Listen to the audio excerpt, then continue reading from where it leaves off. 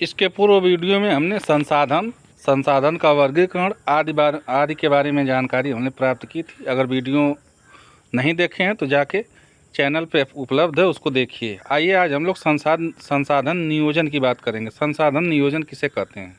संसाधन नियोजन वह कला अथवा तकनीक है जिसके द्वारा हम अपनी संसाधनों का प्रयोग विवेकपूर्ण ढंग से करते हैं ताकि हमारा भी काम चले और आने वाली हमारी पीढ़ियों के लिए भी वो सुरक्षित हो। संसाधन नियोजन की प्रक्रिया।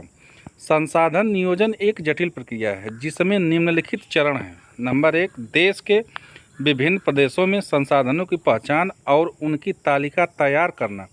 इसके लिए क्षेत्रीय सर्वेक्षण के साथ मानचित्र बनाना तथा संसाधनों की गुणवत्ता एवं मात्रात्मक प्रवृत्तियों का अनुमान लगाना तथा मापन करना है। दूसरा है संसाधन विकास योजनाएं लागू करने के लिए उपयुक्त प्रौद्योगिकी, कौशल और संस्थागत नियोजन ढांचा तैयार करना। तीसरा, संसाधन विकास योजनाओं और राष्ट्रीय विकास योजना में समन्वय स्थापित करना। स्वाधीनता के बाद भारत में संसाधन नियोजन के उद्देश्य की पूर्ति के लिए प्रथम पंचवर्षीय योजना से ही प्रयास किए गए। किसी क्षेत्र के विकास के लिए संसाधनों की उपलब्धता एक आवश्यक शर्त है, परंतु प्रौद्योगिकी और संस्थानों में तदनुरूपी परिवर्तनों के अभाव में मात्र संसाधनों की उपलब्धता से ही विकास संभव नहीं है। देश में बहुत से क्षेत्र हैं जो संसाधन समृद्ध होते हुए भी आर्थिक रूप से पिछड़े प्रदेशों में गिनती में आते हैं। इसके विपरीत कुछ ऐसे देश दिखाएं जो संसाधनों की कमी होते हुए भी आर्थिक रूप से विकसित हैं।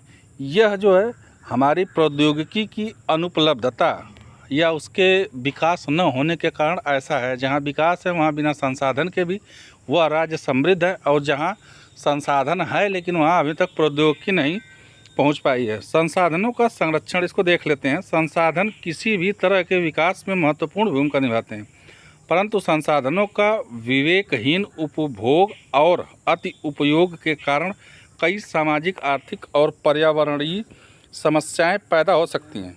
इन समस्याओं के बचाव के लिए विभिन्न स्तरों पर संसाधनों का संरक्षण आवश्यक है।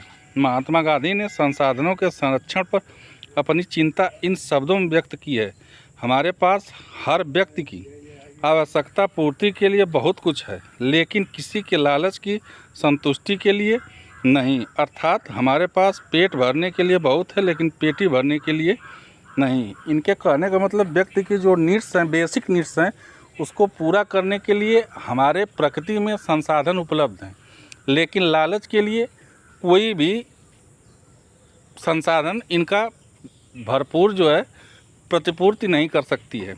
आइए अंतर्राष्ट्रीय स्तर पर संसाधन संरक्षण को देख लेते हैं। अंतर्राष्ट्रीय स्तर पर व्यवस्थित तरीके से संसाधन संरक्षण की वकालत 1968 में क्लब ऑफ रोम ने की थी। तत्पश्चात 1974 में सुमेसर ने अपनी पुस्तक स्मॉल इज ब्यूटीफुल में इस विषय पर गांधी जी के दर्शन की एक बार फिर से पुनरावृत्ति की है। 1987 में बुंडसलेट आयोग रिपोर्ट द्वारा वैश्विक स्तर पर संसाधन संरक्षण में मूलाधार योगदान किया गया। इस रिपोर्ट में सतत पोषणीय विकास या सस्टेनेबल डेवलपमेंट की संकल्पना प्रस्तुत की और संसाधन संरक्षण की वकालत की। यह रिपोर्ट बाद में हमारा साझा भविष्य, आवर कॉमन फ्यूचर शीर्षक से पुस्तक प्रकाशित हुई।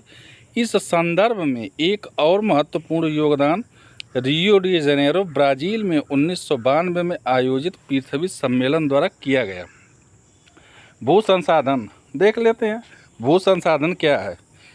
हम भूमि पर रहते हैं, इस पर अनेकों आर्थिक क्रियाकलाप करते हैं और विभिन्न रूपों में इसका प्रयोग करते हैं। अतः भूमि एक बहुत महत्वपूर्ण प्राकृतिक संसाधन है। प्राकृतिक वनस्पति, वन्य जीवन, मानव जीवन, आर्थिक क्रियाएं, परिवहन तथा संचार व्यवस्थाएं भूमि पर ही आधारित हैं। परंतु भूमि एक सीमित संसाधन है। इसकी उपलब्ध भूमि का विभिन्न उद्देश्यों के लिए उपयोग सावधानी और योजनाबद्ध तरीके से होना चाहिए। भारत में विभिन्न प्रकार की भू आकृतियाँ जैसे पर्वत, पठार, मैदान और द्वीप पाए जाते हैं। थोड़ा सा इस चित्र को आप देखिएगा। इस चित्र में जो पर्वत, पठार और मैदान पाए जाते हैं, इनको जो है दिखाया गया है कि कितने प्रतिशत कौन सा भाग पाया जाता है। आइए इनको देख लेते हैं विस्तृत रूप में।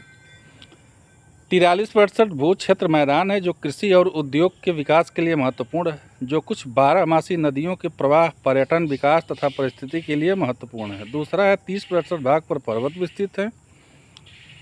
पर्वतों का भी योगदान हमारे संसाधन में महत्वपूर्ण है।